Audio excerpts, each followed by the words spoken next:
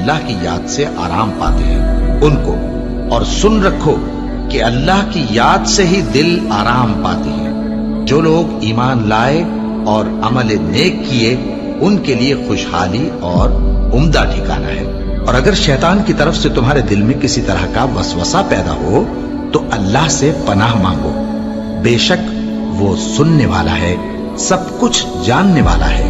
جو لوگ پرہیزگار ہیں جب ان کو شیطان کی طرف سے کوئی وسوسہ پیدا ہوتا ہے تو چونک پڑتے ہیں اور دل کی آنکھیں کھول کر دیکھنے لگتے ہیں، اور جب قرآن پڑھا جائے تو توجہ سے سنا کرو اور خاموش رہا کرو تاکہ تم پر رحم کیا جائے، اور اپنے پروردگار کو دل ہی دل میں عاجزی اور خوف سے اور پست آواز سے صبح و شام یاد کرتے رہو، اور دیکھنا غافل نہ ہونا۔ پھر جب تم یہ نماز تمام کر چکو تو کھڑے اور بیٹھے اور لیٹے ہر حالت میں اللہ کو یاد کرو۔